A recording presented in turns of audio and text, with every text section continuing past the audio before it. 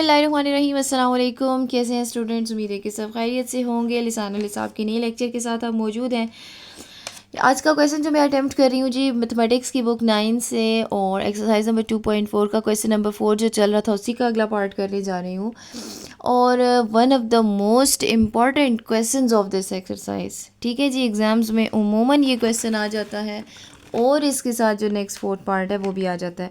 अच्छा, इसको सॉल्व करते हैं। इसको मैंने अलग से इसलिए कहा क्योंकि अलग से इसलिए वीडियो बना रही हूँ क्योंकि इसमें बहुत सारे कॉन्सेप्ट्स डिस्कस होने वाले हैं, इसलिए मैंने इसके साथ कोई भी दूसरा क्वेश्चन अटैच नहीं किया है। चलिए जी स्टार्ट करते हैं। बिस्मिल्लाहिर्रहमानिर्रहीम। इसको देख के परेशान नहीं होना, बहुत इंटरेस्टिंग क्वेश्चन है। आपको सिर्फ एक्सपोनेंशियल लॉज आने चाहिए। ये पूरी एक्सरसाइज बेस ही एक्सपोनेंशियल लॉज पे करती है। अगर आपको एक्सपोनेंशियल लॉज समझ में आए हुए हैं तो मेरा नहीं ख्याल कि इसमें कोई मुश्किल होगी।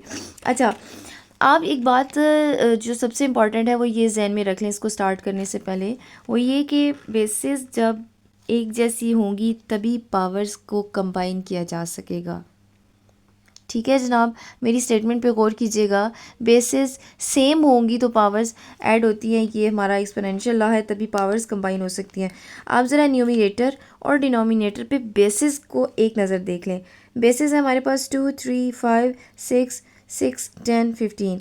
आपको सिर्फ 6 और 6 ही मैच करती हुई नज़र आएगी।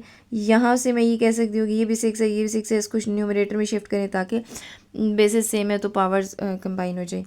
लेकिन बाकियों के बारे में क्या ख्याल है? 2, 3, 5, 10 और 15 ये तो मैच नहीं कर रही ना। लेकिन कुछ ऐसा ज़रूर करने को बोलूँगी कि जिनसे आप कोई ऐसी तोड़ फोड़ करें, ठीक है, इसको मैनिपुलेशन कहते हैं, कि ऐसी कोई तोड़ फोड़ ज़रूर कीजिए बेसिस के साथ कि ये मैच करें, या 10, 3, 5 या 6 के साथ। ठीक है जी। तो अब आप ज़रा 10 पे गौर करें। 10 को मैं तोड़ के क्या लिख सकती हूँ? 2 इंटू 5। ठीक है। 15 को क्या लिखा जा सकता है? 3 इंटू 5। तो जब ये 2 इंटू 5 और जब ये 3 इंटू 5 होगा तो 2 इसके साथ मैच करेगी, 3 इसके साथ, और इस तरह से 5 इसके साथ। इसी तरह से मुमकिन है कि आगे जाके 6 को भी तोड़ना पड़े। 2 3 ज़ा 6 होता है, 2 इंटू 3 की फॉर्म में। तो मैं सबको पहले सब की बेसिस को जितना तोड़ सकती हूँ तोड़ के लिखती हूँ। ठीक है जी। तो सबसे पहला काम आपने ये करना है, क्वेश्चन को रिपीट करते हैं।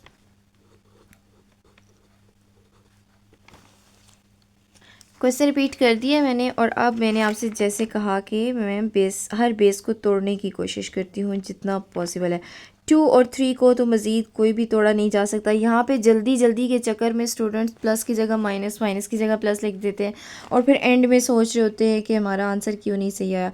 पूरे फोकस और ध्यान के साथ इसको समझिएगा और ख़ुद से जब सॉल्व करें तब भी।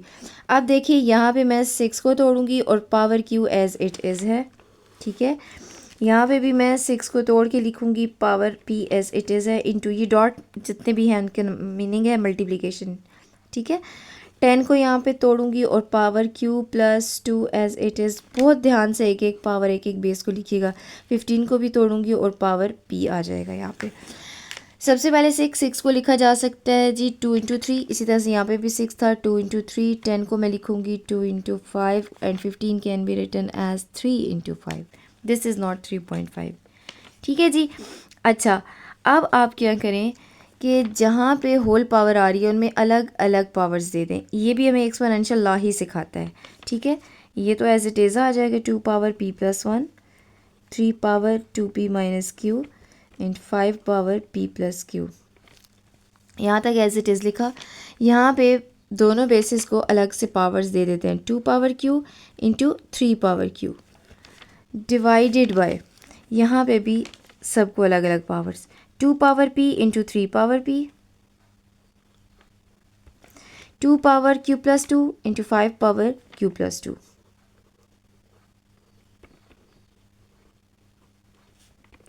Three power p, 5 power p। ठीक है जी।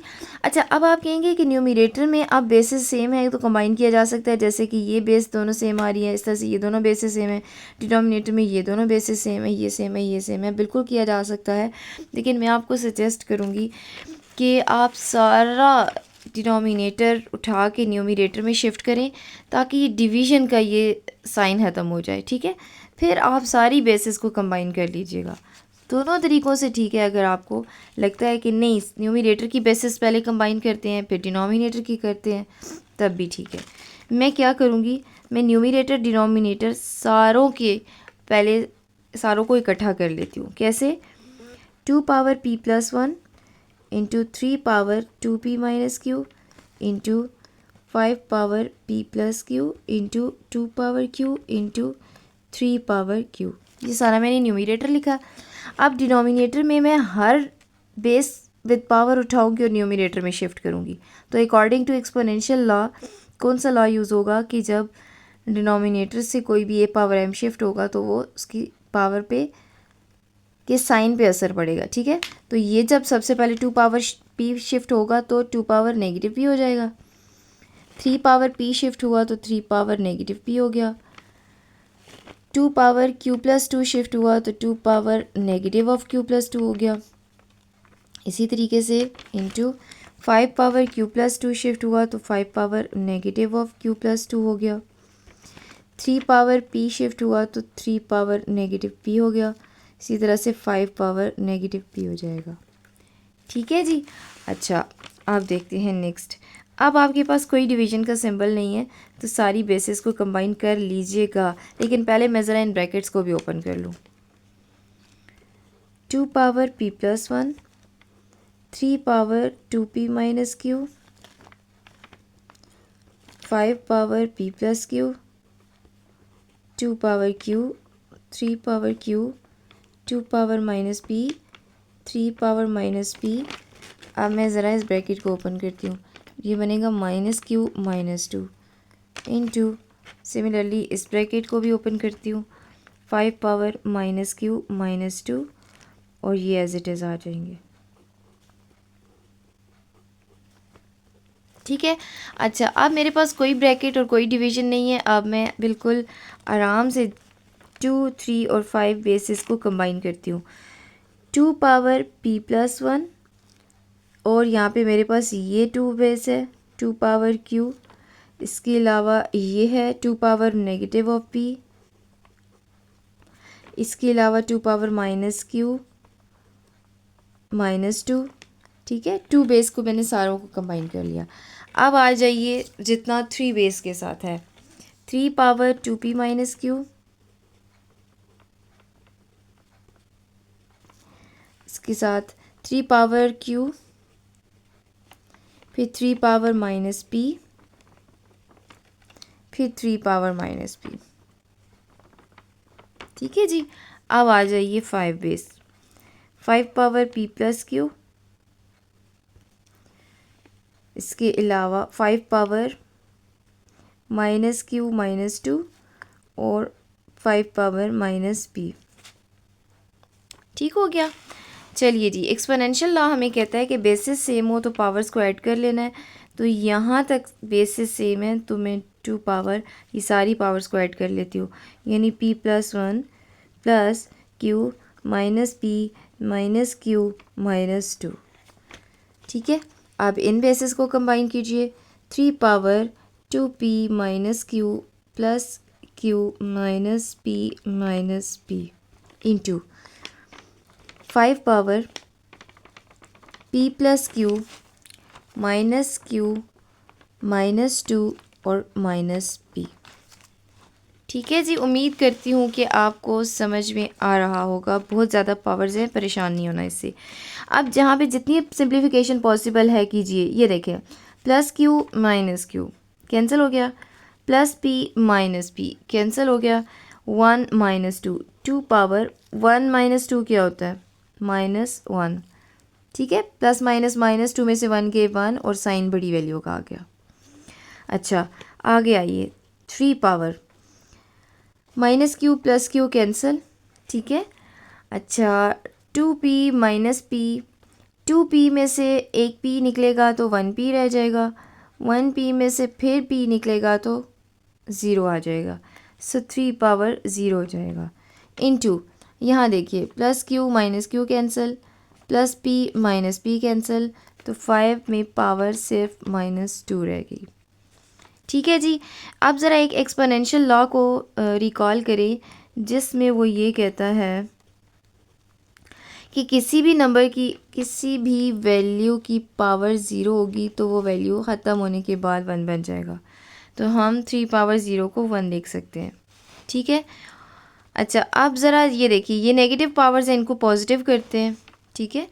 2 पावर -1 है तो इसको अपने ही डिनोमिनेटर में शिफ्ट कर दूँ तो 2 पावर +1 पॉजिटिव 1 बन जाएगा। इंटू 1 किसी भी नंबर से मल्टीप्लाई हो वही नंबर आता है, 1 को मैं इग्नोर कर रही हूँ। यहाँ देखिए ये भी नेगेटिव पावर है, इसको भी अपने ही डिनोमिनेटर में शिफ्ट करूँगी तो ये पॉजिटिव पावर बन जाएगी। न्यूमिनेटर्स में कुछ नहीं बचा तो आप 1 ले लें, ठीक है जनाब। अच्छा, अब क्या होगा, अब इसको सिंप्लीफाई कर लेते हैं। 1 divided by 2 power 1 is 2 into 1 divided by 5 square is 5 5 ज़ा 25, ठीक है। और इसको मज़ीद सिंप्लीफाई करेंगे तो 1 डिवाइडेड बाई 25 2 ज़ा 50। ये इतना कॉमन क्वेश्चन है और इतना ज़्यादा इम्पॉर्टेंट है कि जब हम पढ़ा करते थे तो हमारी 9th क्लास की बुक में भी ये क्वेश्चन होता था। आज भी हमें ये आंसर याद है, ठीक है जी। तो कहने का मतलब ये है कि इसको कोई रट्टा लगाने की ज़रूरत नहीं है, ये सिर्फ लेंथी ज़रूर है, मुश्किल बिल्कुल भी नहीं है। उसने जानबूझ के बेसिस ऐसी दी जिनको तोड़ फोड़ के आसानी से 2 3 और 5 बनाया जा सकता था और फिर आपने कंबाइन करना है। बस ध्यान के रखना है कि बहुत सारी पावर्स में कोई एक भी प्लस माइनस की गड़बड़ कर दी तो वो गलत हो जाएगा, डेफिनेटली आपके आंसर पे फ़र्क पड़ेगा। यहाँ तक किसी भी किस्म के कोई भी क्वेश्चन हो, कोई भी क्वेरी हो, कमेंट सेक्शन में ज़रूर पूछिएगा। इंशाल्लाह नेक्स्ट वीडियो में इसका अगला पार्ट करेंगे, उस पर भी बहस काफ़ी थी, आसान ज़रूर है लेकिन पावर से परेशान हो जाते हैं स्टूडेंट्स, इसलिए मैं उसको अलग से एक्सप्लेन करूँगी। यहाँ तक कोई भी क्वेश्चन हो ज़रूर पूछिएगा। नेक्स्ट वीडियो तक अल्लाह हाफ़िज़।